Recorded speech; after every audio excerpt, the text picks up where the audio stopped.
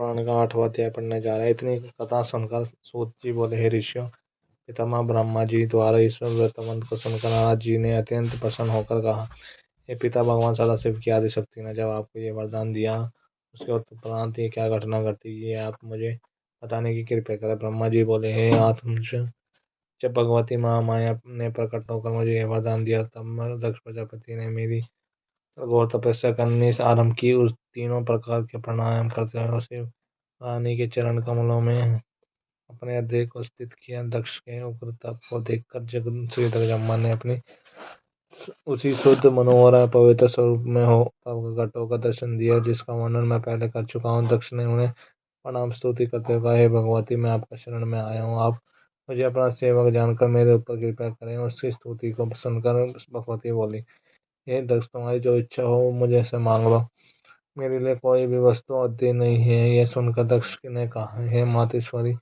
आप मेरी पुत्री बनकर मेरे घर में अवतार लें और हर के मन को मोहित करें। इस कार्य में मेरा ही कोई प्रयोजन नहीं है, अपितु तीनों लोगों को उपकार भी सन्निहित है। मैंने वो मोक्ष का वरदान न मांगकर आपसे जो यह प्रार्थना की है वह पूर्ण होनी चाहिए। दक्ष की प्रार्थना सुनकर भगवती महामाया ने कहा, हे दक्ष, तुम जो चाहते हो वही होगा। मैं तुम्हारी पत्नी के गर्भ में उत्पन्न होकर शिव जी की अर्धांगिनी बनूंगा, परंतु तुम अपने मन में किसी प्रकार का अहंकार नहीं करना, नहीं तो तुम्हारा संपूर्ण गर्भ नष्ट हो जाएगा। इतना कहकर श्री जगदम्बा ज्ञान हो गई और दक्ष अत्यंत प्रसन्न होकर अपने घर को लौट आया।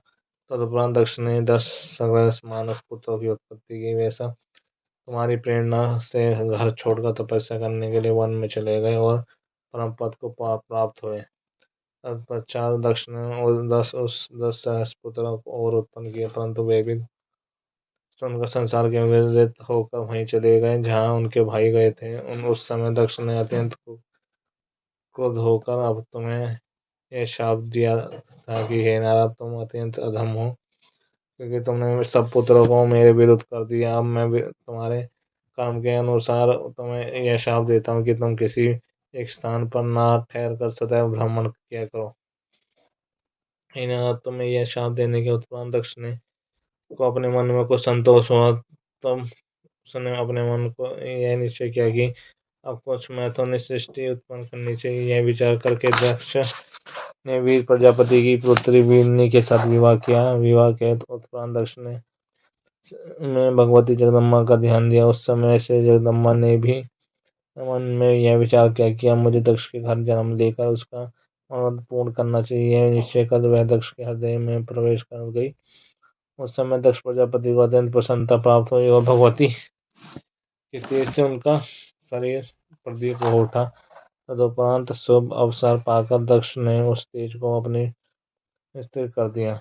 ब्रह्मा जी ने कहा, हे नारद, 9वां अध्याय शुरू करने जा रहा। ब्रह्मा जी ने कहा, हे नारद, जब दक्ष की पत्नी गर्भवती हुई उस समय बहुत धूमधाम से उत्सव बनाया गया। दक्ष ने रीति के अनुसार पूजा की। मैंने तथा विष्णु ने भी उत्सव में सम्मिलित होकर दक्ष की पत्नी की सेवा एवं स्तुति करने के पश्चात दक्ष की प्रशंसा की। सभी समाप्त होने के पश्चात हम सब लोग अपने अपने लोग लौट आए।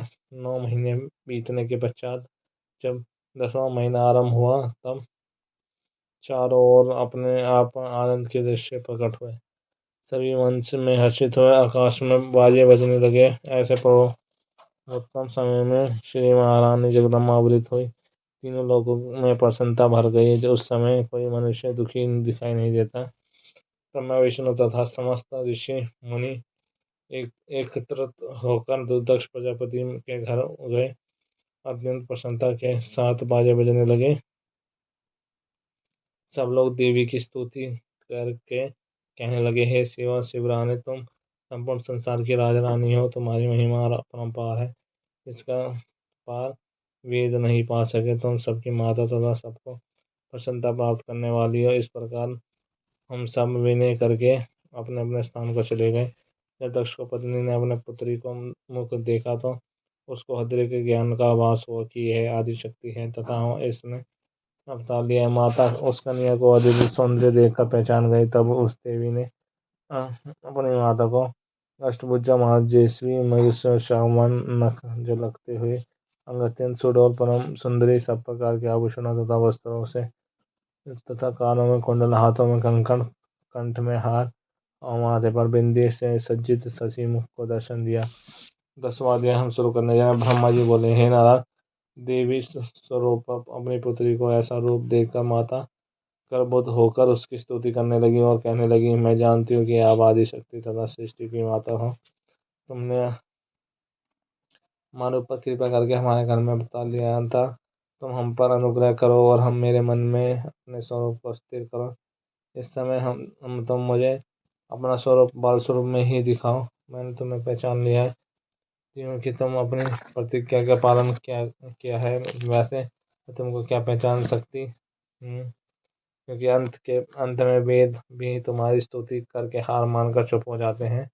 उसी समय दक्ष प्रजापति ने आकर बड़े प्रेम में स्तुति की और कहा, तुमने अपने वचन का पालन कर मेरे घर में अवतार लिया है। मैं तथा मेरे भाई वीर सब जीवन मुक्त हो गए। तुम्हारी महिमा अपरंपार है। तुम केवल पूजा और तप के वश में हो, जैसे कि राजा सूरत का तप साक्षी है। मैं अपने तप से ही परम पद प्राप्त कर सका था। तुम्हारा सुम और निशुम ने भी क्रोध है। मैं शून्य से मन लगाया तो भी वे ध्यान करके परम गति को प्राप्त हुए। इसी प्रकार दक्ष ने महामाया की अत्यंत प्रस्तुति करके अंत में यह प्रार्थना की कि अपना यह मनमोहक रूप हमारे हृदय में बसाकर अब जो रूप समय के योग्य हो उसे आप धारण कीजिए, जिससे बसंता प्रकट हो। इस प्रकार दक्ष तथा उसकी पत्नी उसके माता पिता की बात सुनकर श्री देवी जी बोली, दक्ष तथा ये दक्ष पत्नी, तुम दोनों ही हमारी बड़ी उपासना की है।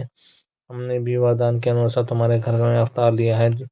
अब तुमको यही उचित है कि तुम जिस प्रकार मुझे शक्ति समझते हो उसी प्रकार का विश्वास रखते हुए कभी गर्व न करना। देवी जी इतना कहकर कन्या का रूप धारण कर संसार की रीति के अनुसार रोने लगी। तब यह रोदन सुनकर कुल की असंख्य नारियां समस्त बिंदियां एकत्रित हो गई। उन सब पुत्री को देखकर प्रसन्नता प्रकट की। उस दिन नगर में सर्वत्र प्रसन्नता छाई हुई थी। चारों ओर से जय जय नाद गूंज रही थी। दक्ष तथा उनकी पत्नी ने वेद एवं कुल के नियमानुसार सब रीति की तथा बहुत सा धन दान स्वरूप बांटा। उस समय माँ तथा विष्णु देवताओं और मुनियों को साथ लेकर वहां जा उपस्थित हुए तथा दक्ष के निवेदन के अनुसार उस कन्या का नाम सती रखा।